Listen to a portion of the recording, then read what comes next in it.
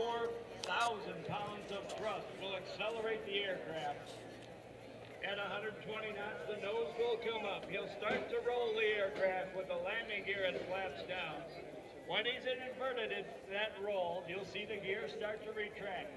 He will transition to a Cuban 8, climbing to an altitude of 4,000 feet, and then return for the Hornet pitch authority maneuver. There's the roar, there's the rumble. Here comes Lieutenant Jeff Finley in your United States Navy F-18 Hornet.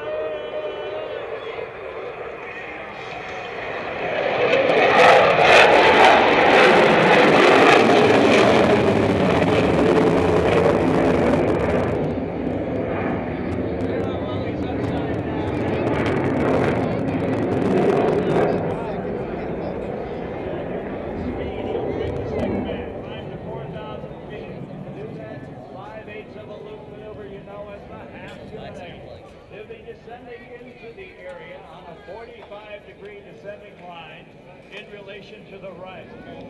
As he gets closer to you and I, he'll demonstrate the Super Hornet incredible pitch authority, where he will stand the aircraft up at a 60-degree angle. Watch from your right, the F-18 Hornet, and the pilot call sign Luke. Watch this. Standing up on its tail loop. Now the nose comes forward. And we start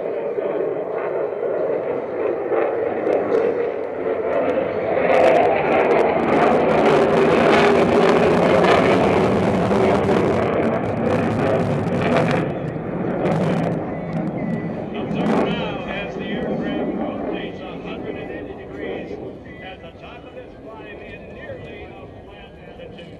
This maneuver known as the flat pirouette.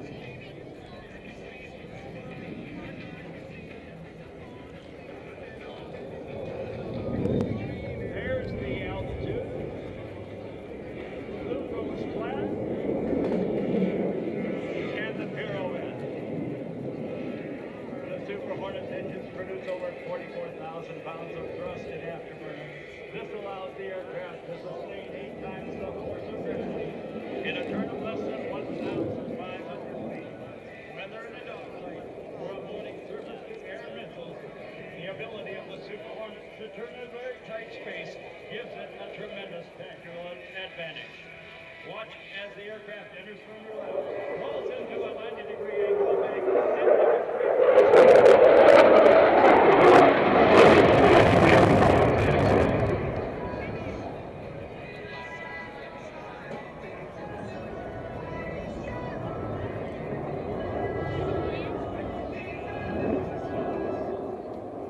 sustaining through this turn about 7.2 to 7.5 times the force of positive gravity. That maneuver occurs.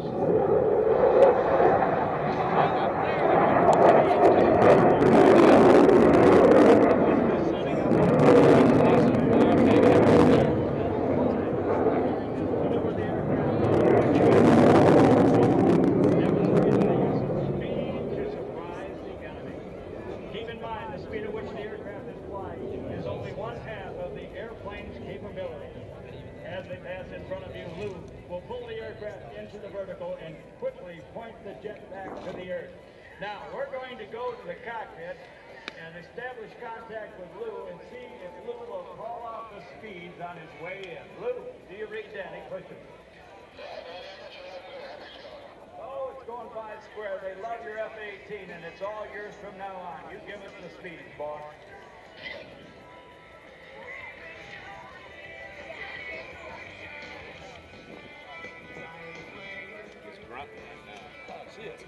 Behind the tail, the C5, or 7. There it is, just above the tail. That's about 49 Mach right now. 49.1. 49.3. 49.5.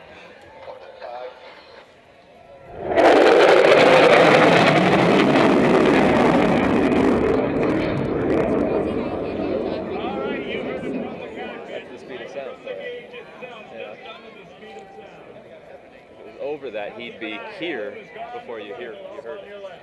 Bust a bunch of That was a Super Hornet high-speed pass. Now, let's watch for the vertical pirouette. Unless they get permission. Lieutenant Finley is now locking his harness as he prepares for the next maneuver, the vertical pirouette. Entering the maneuver at 350 miles per hour. He'll pull the jet to the vertical and roll the canopy towards the crowd. After selecting afterburner as the speed slows to 200 miles per hour, Blue will perform a push-pull maneuver and set up for the vertical pirouette. This maneuver requires the air crew to experience a very uncomfortable negative 3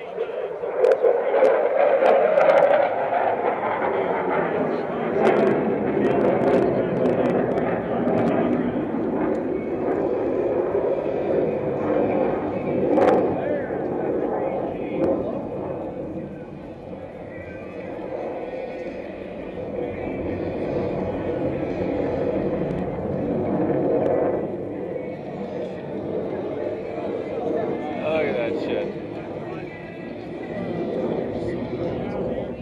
Setting up for a maneuver known as the square loop. Selecting afterburner as the jet approaches show center, Blue will rapidly reposition the nose 4 times while flying a square path through the sky.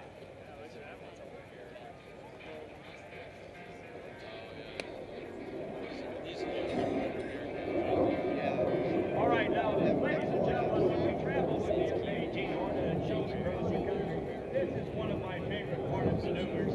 And Lou said, Daddy, these race fans are so great. I want to give them something. And I don't want it to, I want it to be kind of formal, so I'm going to present it to them in a box, in a gift box. And he's about to draw that box in the sky for you. Lieutenant Jeff Finley is his name, Blue is his call sign, as he draws the bottom of your very special present with an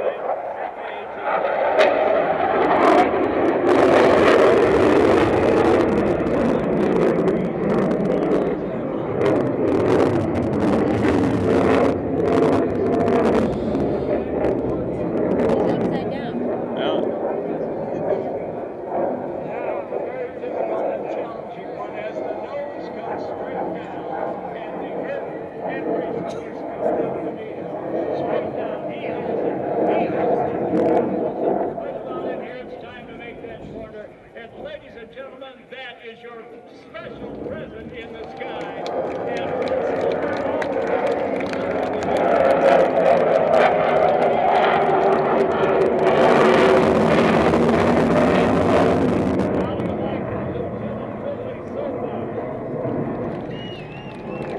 All right, now we're going to get one. We'll set up for the inverted twister test. And the Reno will be approaching.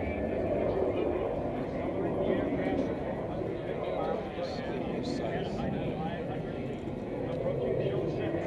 Lieutenant Finley will roll the aircraft inverted, reduce the power to idle, and we will have the inverter.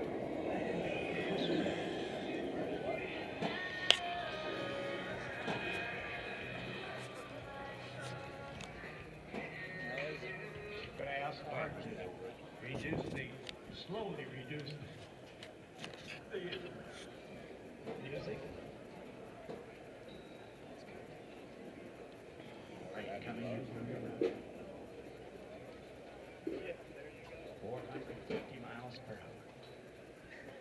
And if the atmospheric conditions are correct, Lou may even whistle at this crowd.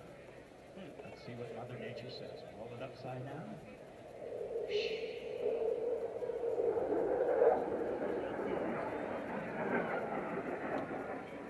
Oh, they love you. You got the whistle. How about a big round of applause for Lieutenant Finley, the inverted pass, and the whistle. Just the airframe. Now, the next one is the high AOA pass, the high alpha pass. He's now setting up for a maneuver that showcases the incredible slow speed handling characteristics of the Super Hornet.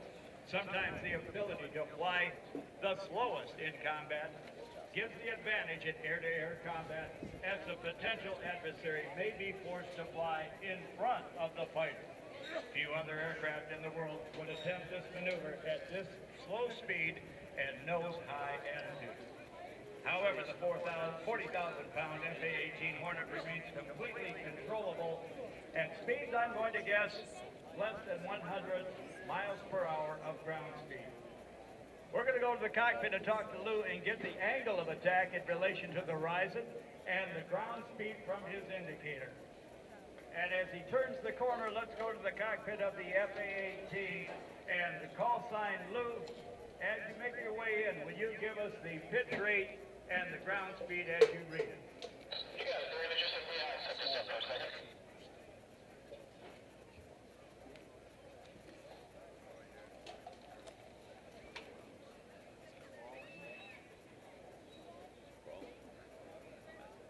Right now, passing through 130 knots ground speed. Get out to about 25 degrees.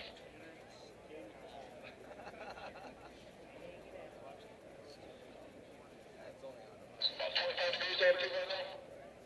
Slow down to about 100 knots ground speed. Taking out nicely at 103 knots ground speed. 40 degrees. Okay, 25 alpha right now. 25 degrees, nose up.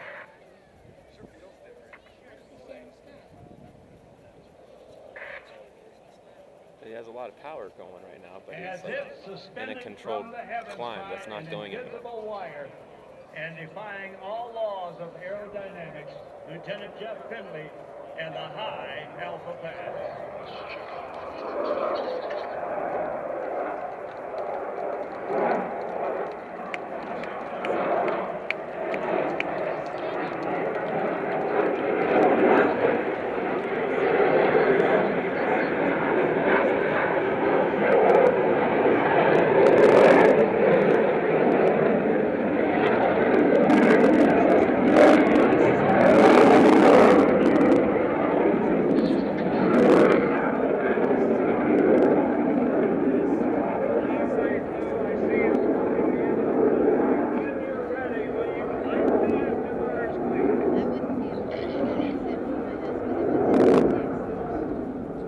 Kicking in the afterburners at 102 knots of ground speed, we'll watch the F-18 to go near vertical to 3,000 feet, followed by a split S maneuver. Next, it will be the pitch rate demo as the Rhino approaches from your left. Lieutenant Finley will demonstrate the incredible pitch authority of the Super Hornet. Approaching show center, Luke will roll the aircraft into a 90-degree angle of bank and abruptly pull away from the ground.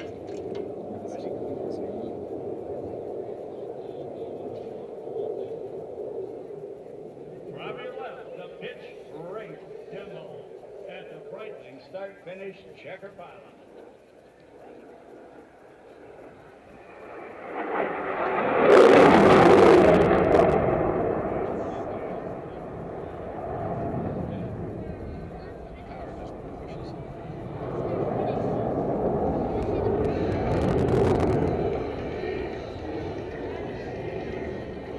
Next, Lou will be approaching from your left with the Navy and Marine Corps standard carrier bring. This is the method they approach the aircraft carrier at sea. Stormy and unstable conditions, the pitching deck of an aircraft carrier is a very small target.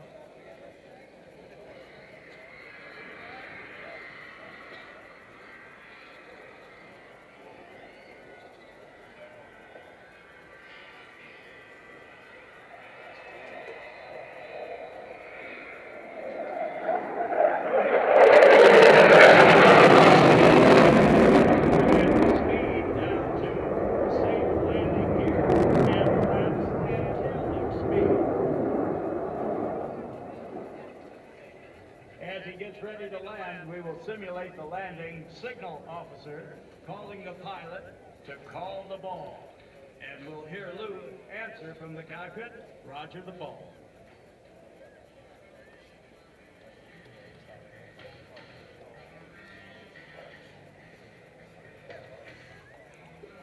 What kind of speed they're going in over?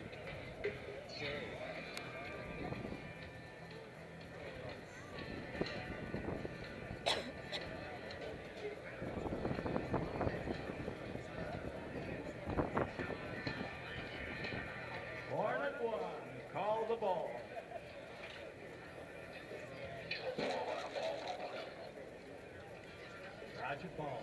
All right, watch for the touch and go landing. In the event the tail hook misses all 4 of the wires, strung across the deck of the aircraft carrier, in the event of a boulder, the pilot merely adds full power, takes off again for another attempt. Here is the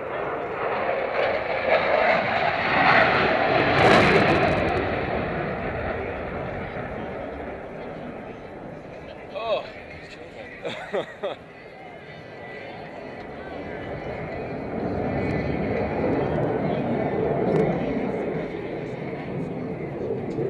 Was that tactical or was he really that close to the hit?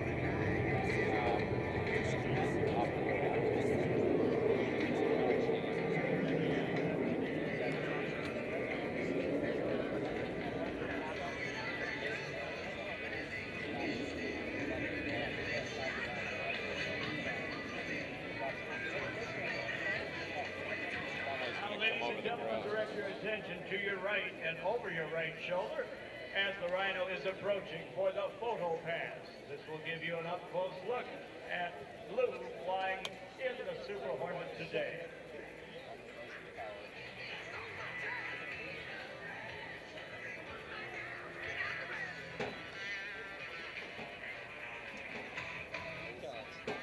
From your right, the photo pass.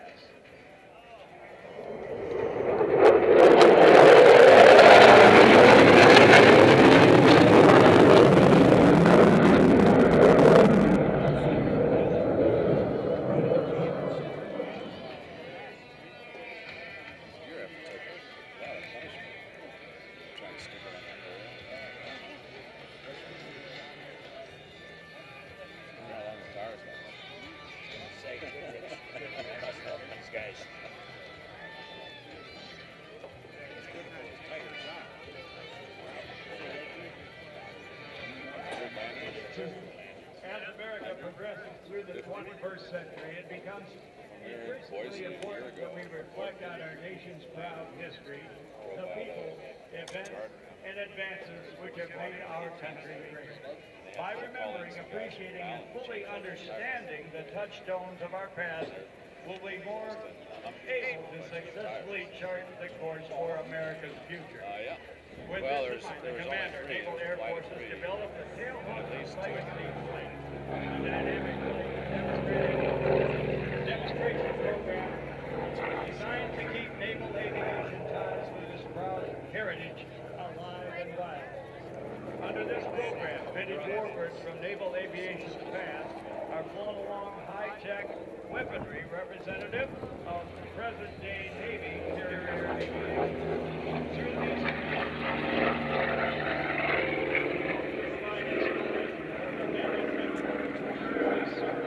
while attracting the best and brightest of our next generation of young Americans to join the future ranks of naval aviation. During the World War II battles of Coral Sea and Midway, the full capabilities of the Navy tactical air power began to be realized. Through the inspiring efforts of a handful of naval aviators flying from the straight-deck aircraft carriers, 2 of the most decisive sea battles of the war in the Pacific, World War I. Unique in the history of naval warfare, neither battle involved the participation of surface combatants. By the end of the war, the aircraft carrier had replaced the venerable battleship as the dominant weapon system of naval warfare. Although it has been over 60 years since the conclusion of the Second World War, a number of aircraft which flew from the carrier decks during that conflict are still airworthy today, a testimony to both their durability and survivability. These vintage warbirds are now owned and operated by private individuals who, through their personal interest in maintaining and flying vintage aircraft, play an active role in keeping the history of naval aviation alive and actively on display.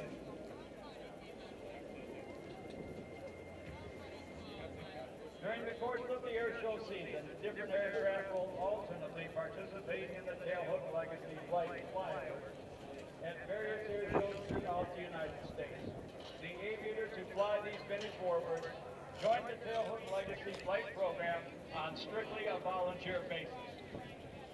By the way, our pilots flying today are Steve Barber flying the F-8F Bearcat and Mark Hubbard flying the F-6F Hellcat.